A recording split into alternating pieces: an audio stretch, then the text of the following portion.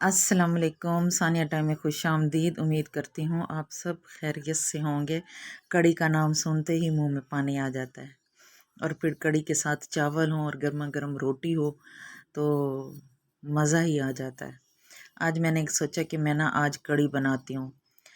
मैंने 100 रुपये की दही मंगाई, उसको मैंने पहले ग्राइंडर में डाल दिया ताकि ना उसकी लस्सी बन जाए और फिर उसको छान लिया। छानने के बाद उसे मैंने पतीले में ट्रांसफ़र किया। उसके बाद फिर मैंने दो दरमियाने साइज़ के प्याज लिए, 3 छोटे साइज़ के टमाटर और 2 हरी मिर्चें।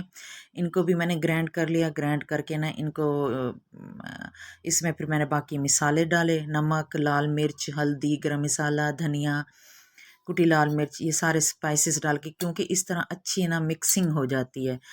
तो यहाँ पतीले में ना इन चीज़ों को मिक्स करने में ना मसला नहीं होता। बाज़ औक़ात ये चीज़ें मिसाले वगैरह इस तरह डालें तो गुठलियाँ भी बन जाती हैं यहाँ पे।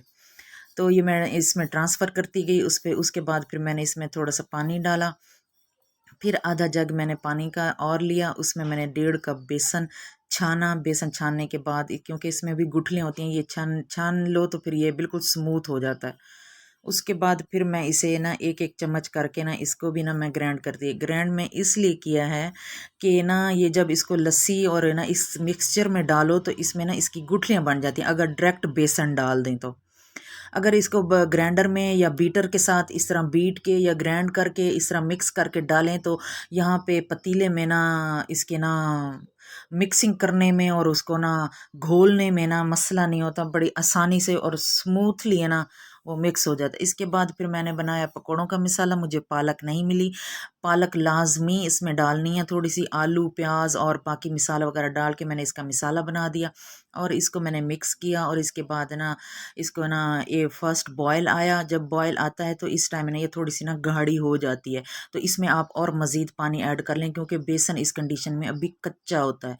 उसके बाद फिर मैंने ना ये थोड़ी सी 25 मिनट हो गए थे कड़ी को पकते हुए। उसके बाद फिर मैंने इसको ना दूसरे चूल्हे पे ट्रांसफ़र किया और साथ में फिर मैंने पकोड़े फ्राई करना स्टार्ट कर दिए। ये तकरीबन तैयार हो चुकी थी। मैं साथ साथ बीच में चेक कर रही थी।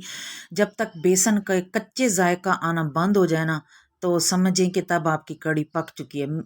35 से 45 मिनट लाजमी लगते हैं। और साथ में मैंने बनाए थे थोड़े से ज़ीरा राइस और उसमें सिर्फ मैंने घी, ज़ीरा और नमक डाला था। पकोड़े बन गए, मैंने कड़ी में डाल दिया। अब मैं इसका ये नया तड़का बना रही हूँ।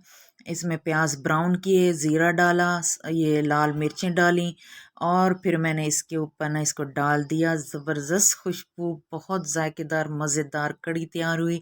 चावलों के साथ मैंने इसे खाया और रोटी भी साथ में बनाई थी, साथ में सलाद बनाया। मेरी ये वीडियो कैसी लगी है, चैनल को सब्सक्राइब करें, बेल आइकन को प्रेस करें। अपना बहुत सारा ख्याल रखें।